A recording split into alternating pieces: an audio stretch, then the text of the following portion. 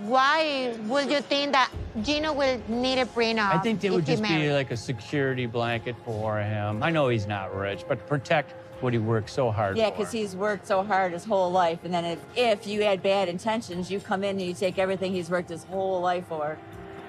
So, I mean, it's probably not just me, but probably a lot of people in the family have big concerns, just like how grateful you are for everything Gino's really gonna bring to you. How will you contribute and be a productive American?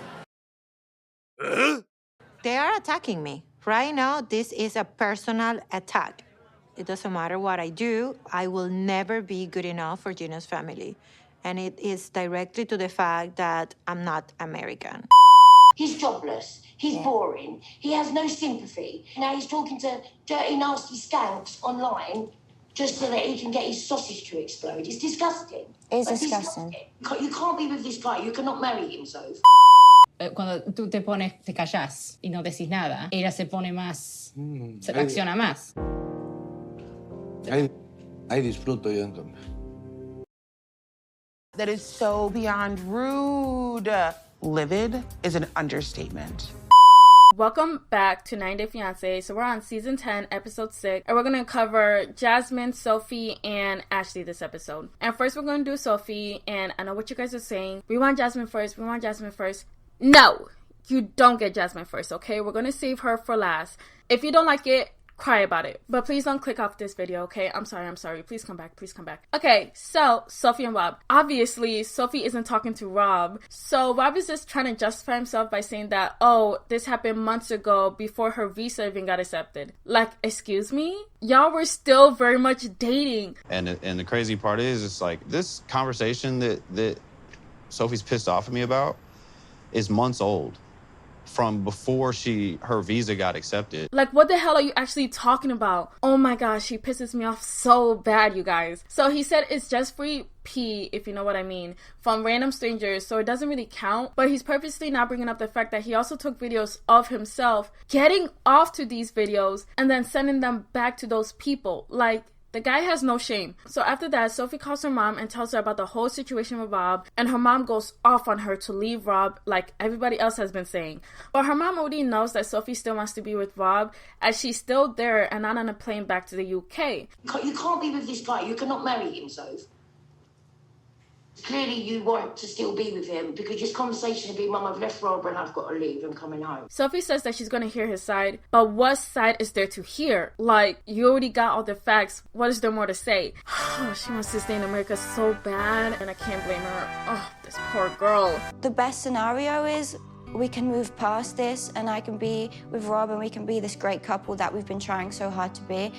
And then the other part of my brain is like, and then he's just going to do it again and you're going to be hurt again and you should have left. So her mom says that she would prefer if she just got on a plane and came right back, and I agree, but also feel like she's so desperate to stay in America, so I can see why she'll stay with Rob even after all of this. Okay, Sophie and Rob are done. Now for Ashley. Okay, you guys, you see we're moving fast.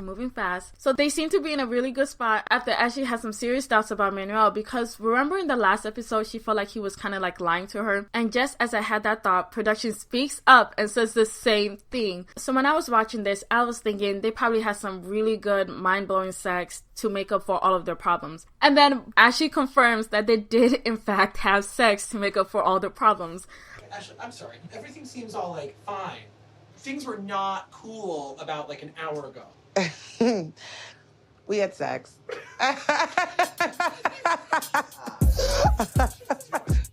Like, you guys, I'm getting really good at this. Okay, so after that, they go to a local bar to meet up with some of Ashley's friends. And all is going good at first. Maybe awkward silences here and there, but nothing too bad. Until Ashley tells us that her friends know most of their fights and their problems. And yeah, that does make sense because it is common to vent to your close friends about your relationship problems. But I don't understand why she's talking about the relationship problems right now, with Manuel still there. And she is so bold and so wrong for that, because he's sitting right there basically not knowing that she's telling them all the business. We have a lot to unpack around the witch thing. He left. I don't really know how to move through it.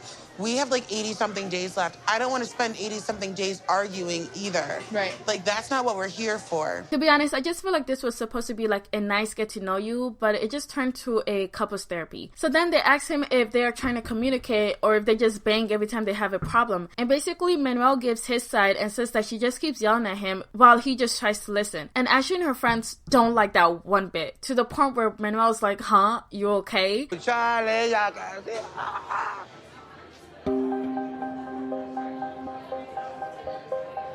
bien? Está bien.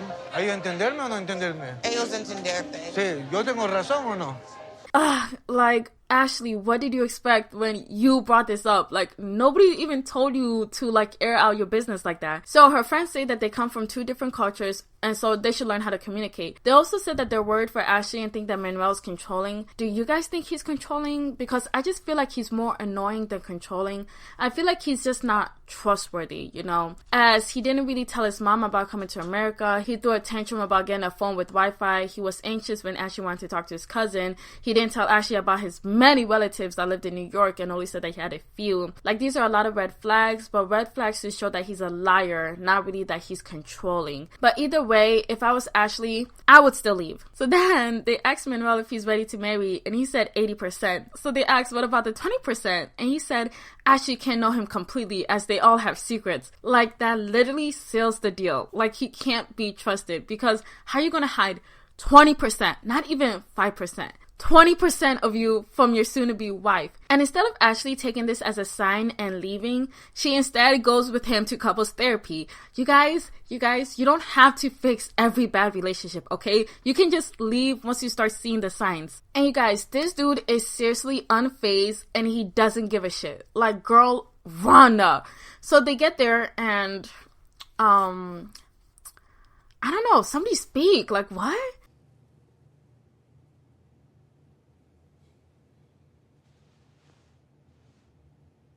Welcome.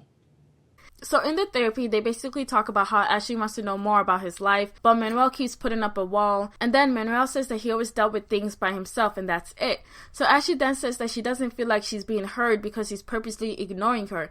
And then he says that he likes it. Cuando tú te callas y no decís nada, ella se pone más, se reacciona más. Ahí disfruto yo entonces.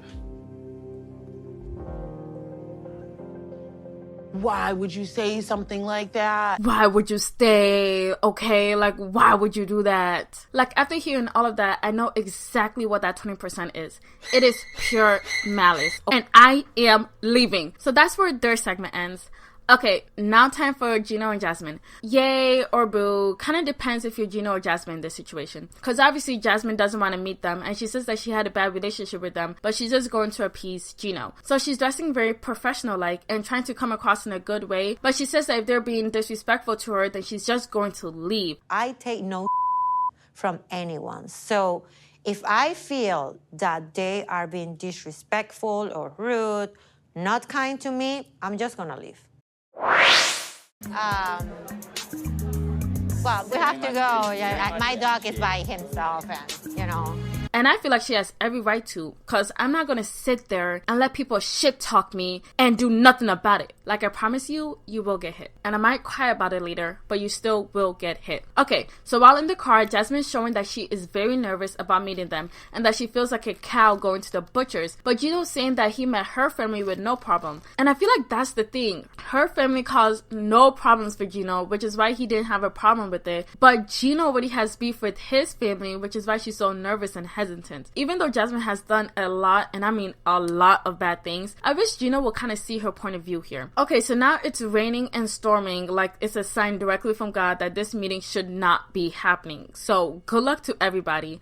So they get in and everybody's being nice and giving Jasmine hugs, but I can tell that they're being so fake right now. And Jasmine can definitely tell too. I'm not shocked that they're being nice to me, because the way I picture it is like when an animal is trying to attract their prey, they're trying to be like, look friendly and all that, and they're just waiting for the moment to attack. So then in the little interview scene, Gino's brother and his wife basically called Gino ugly and that he doesn't have money, so what are her intentions? And I would hit my siblings so fast if they said that about me on TV, you guys. Not even in private. You said that on TV. In ways they seem a little bit mixed matched. Gino's not the best looking guy. He doesn't have the most money. We're just trying to figure out what's her real intent. So Jasmine's talking to Michelle and she tells her a few of her problems about how she now has to depend on Gino 100% since she came here. And Michelle is sounding so sweet until she says, well, if there's any issues, then you can come talk to me or call me.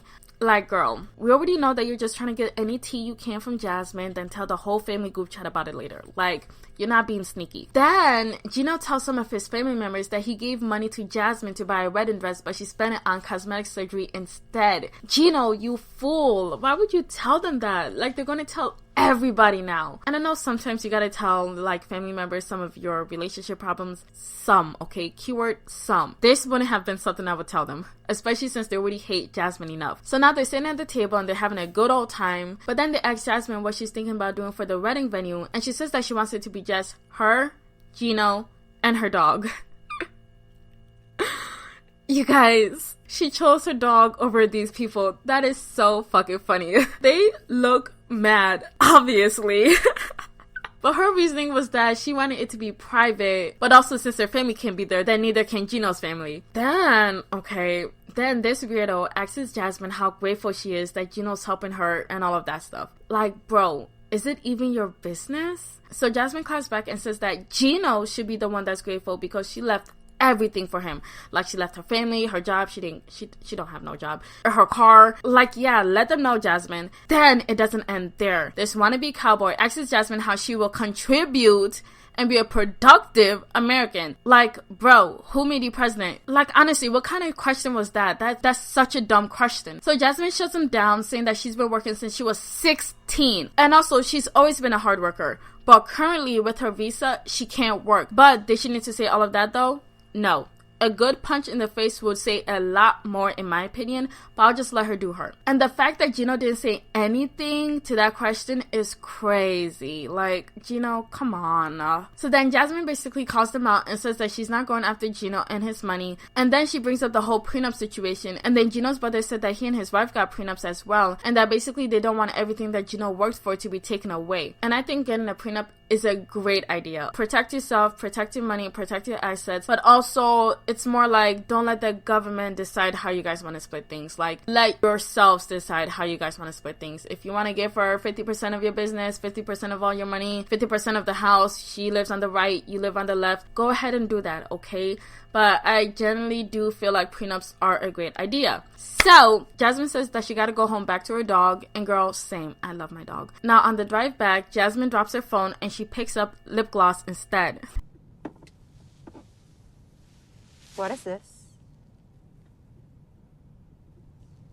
I have no idea what that is. Is that yours? Who knows? You guys, usually I say you can't make this shit up, but you can, okay? That shit was so planned. Like, what? And look at Gino's face. Like, he already knows shit is about to go down, and it's not even his fault. Because Gino can't get girls. Like, huh? You know what? I'm being too hard on him. Yes, maybe, because he did get Jasmine, but I don't feel like he's the type. You know what? No, I'm giving him too much credit. Now that I think about it, yeah, Gino, who does that lip gloss belong to? Because now I'm actually thinking about it. That's crazy. So, Jasmine is mad. Duh. Gino's like he doesn't know and that it could be a coworker's. Now it's become a fight about Gino going out with his coworkers. And oh my gosh, they stress me out so bad. You're a cheater!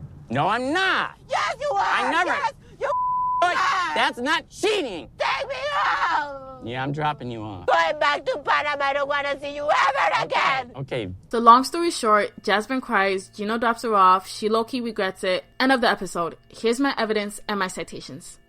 Okay, now what did you guys think about this episode? Because if we're going all the way back to Sophie, I feel like she's gonna go back to Rob. Duh, she wants to stay in America. Ashley, before I thought she was kind of smart, but I'm kind of seeing her as kind of, do I want to say dumb or lovesick? She's both, okay? Leave that relationship. I genuinely don't trust Manuel. Like, I genuinely feel like he has really bad intentions. Like, he's just here, he's gonna get his green card, then he's gonna dip. Like, I genuinely feel like he's not with her for her. Jasmine and Gino. Gino's family, they're so rude, okay? They are so rude. I don't care how legit their concerns are. The way they go about it, it's so disrespectful. Jasmine is crazy. They're crazy. Gino's crazy. Everybody deserves each other. And that lip gloss scene, I thought about it again. It was definitely planted. Look at Gino, you guys. Look at Gino. Do you guys really think he wants more problems in his life? All his hair is gone. Look at Gino. Okay, well, thank you so much for watching. Please like and subscribe. Please leave your thoughts in the comments below. And thank you so much for watching. Bye.